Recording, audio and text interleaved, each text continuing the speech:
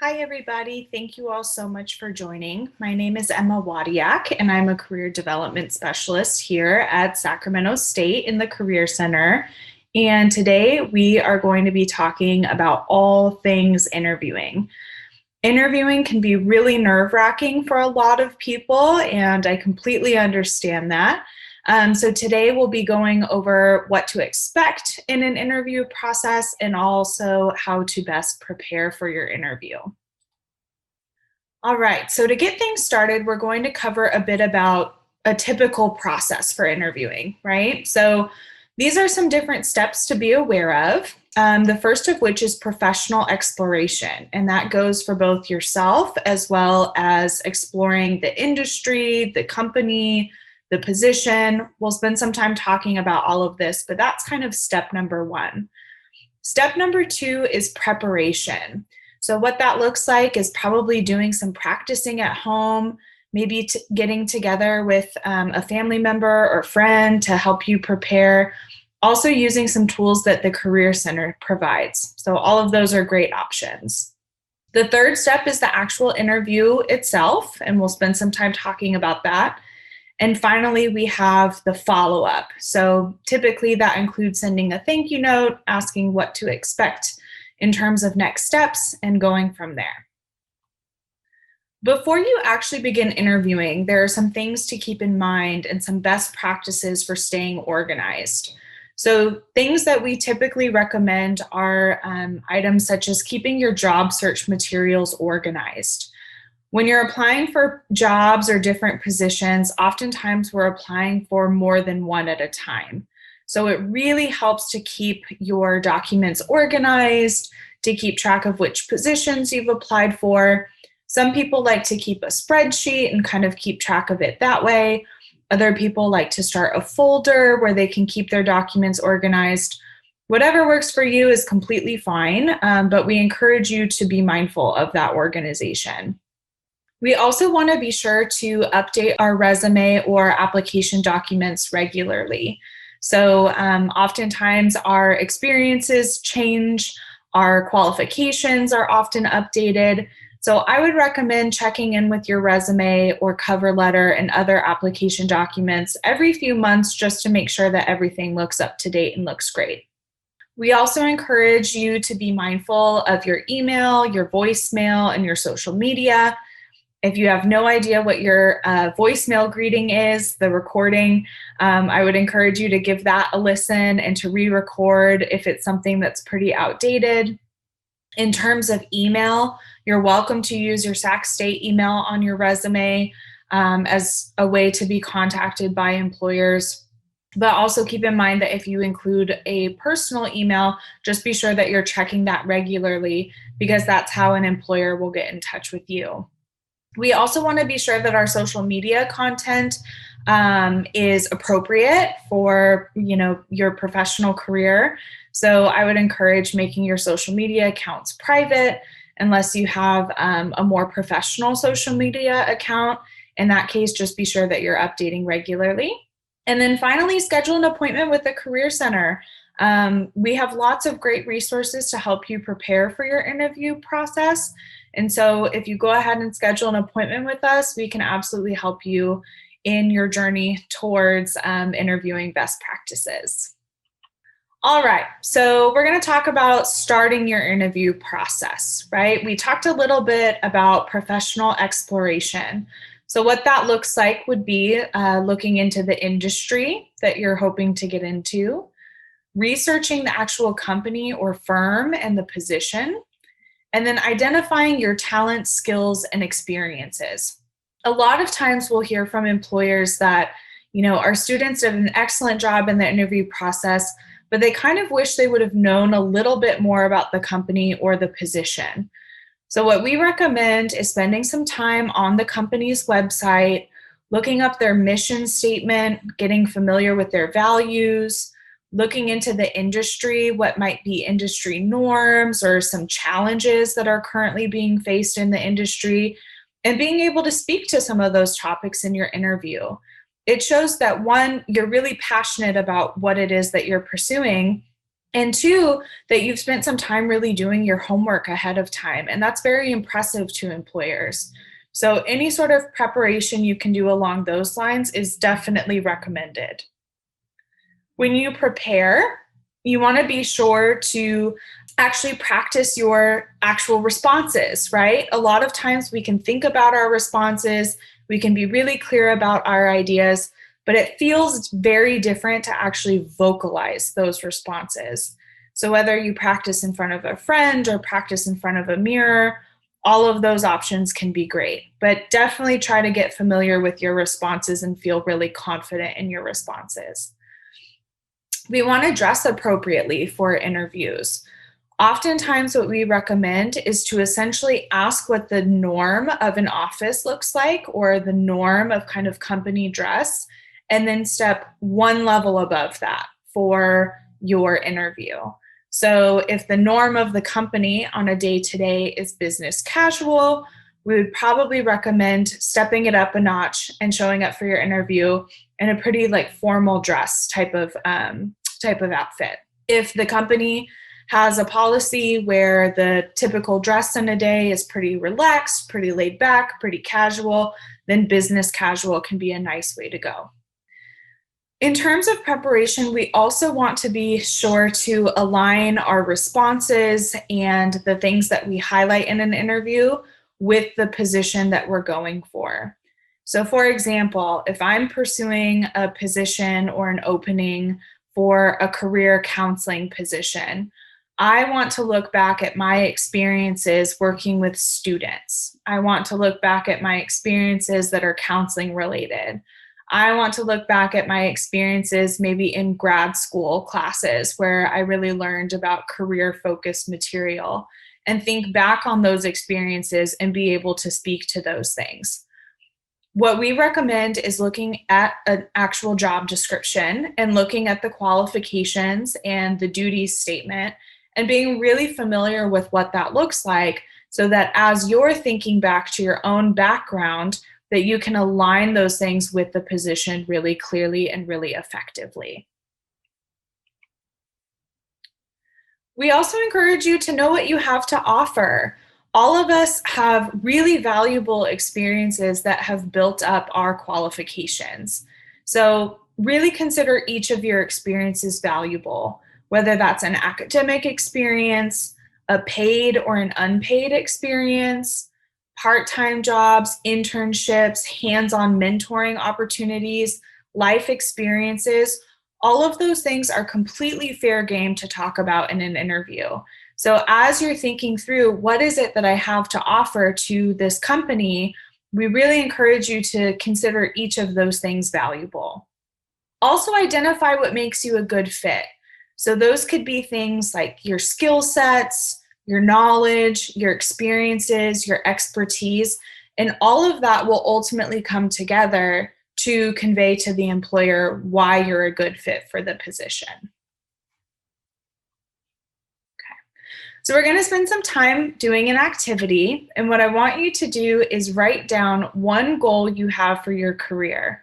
And hopefully we can include the job or field of interest. You can get real specific, or if you're not quite sure yet, you can be a little more general in your response. But I want you to write down a goal. And then once you've identified that, I want you to list 2 to 3 key skills or abilities that you offer to that potential employer. So go ahead, take a minute and reflect and write that down. And when you're ready, press play again and join back with me. Okay, welcome back. Hopefully that was a helpful activity.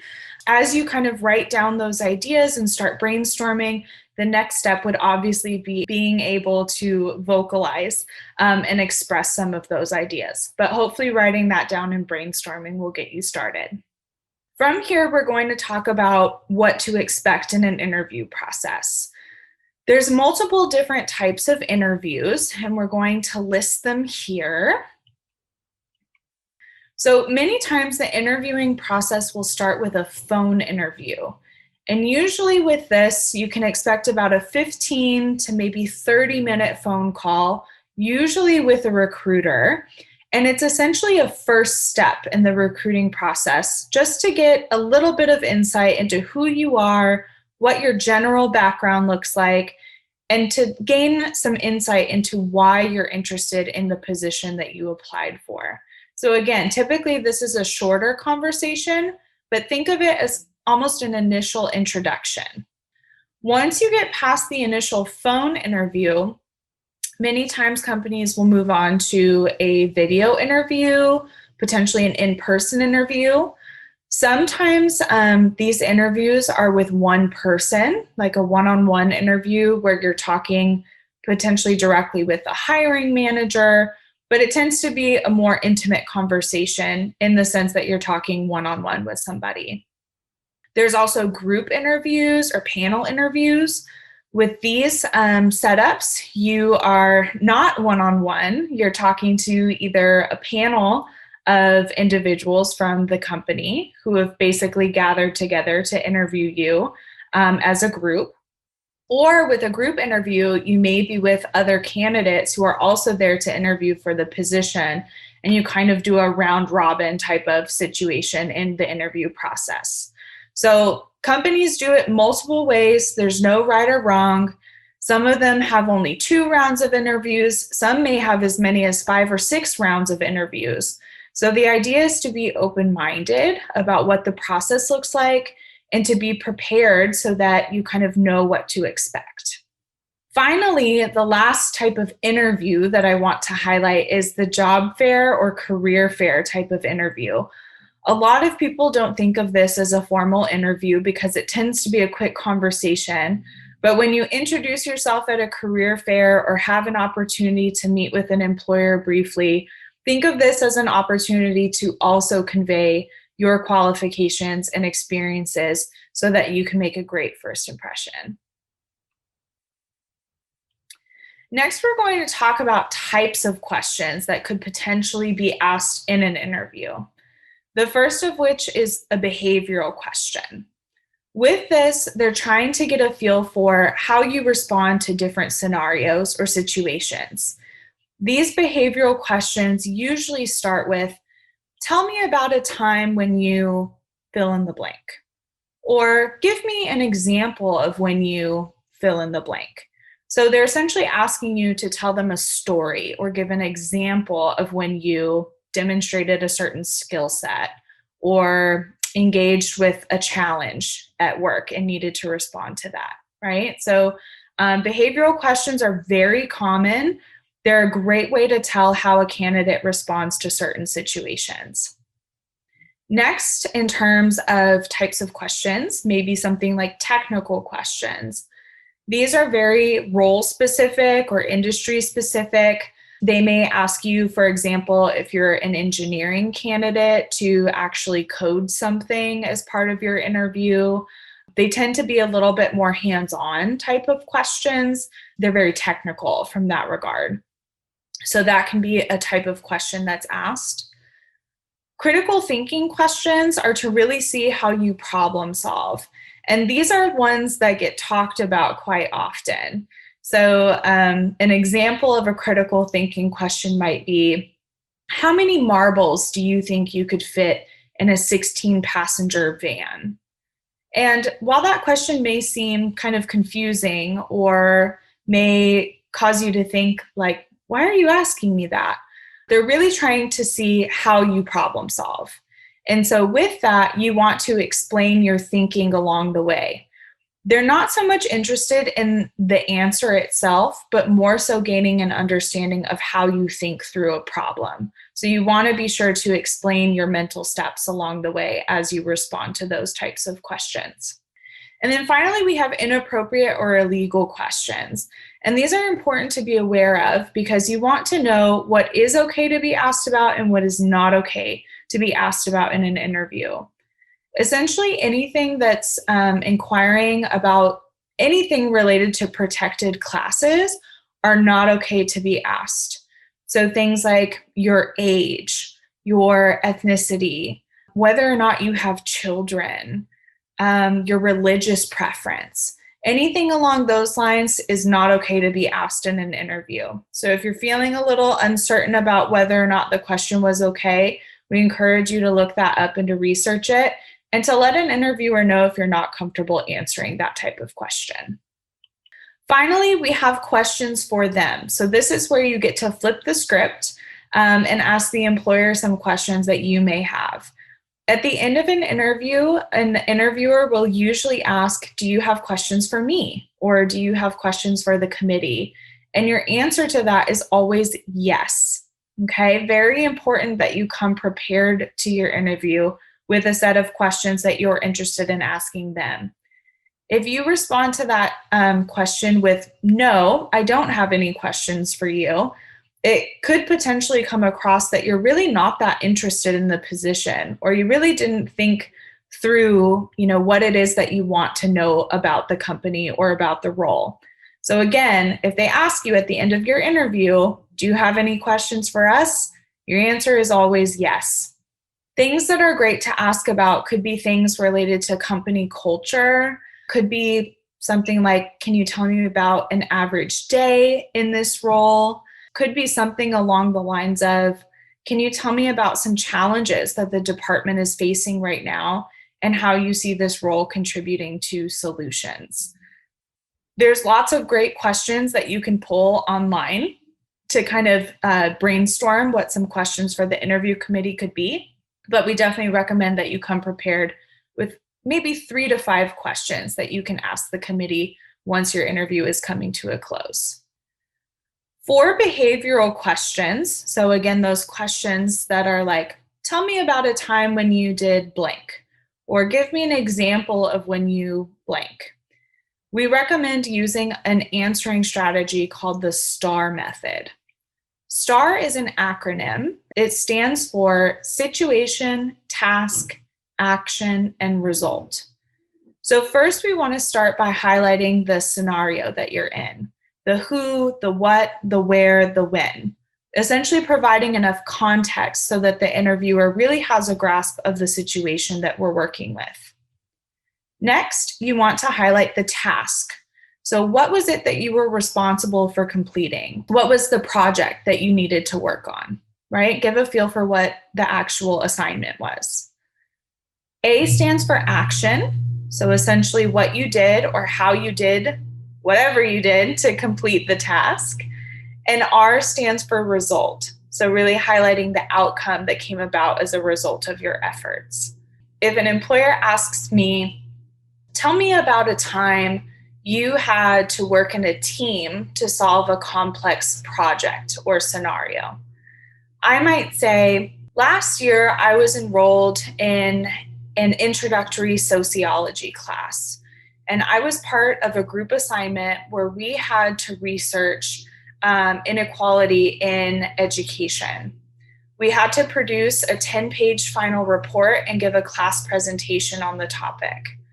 My role within that project was to gather initial research and to put together an annotated bibliography for the report.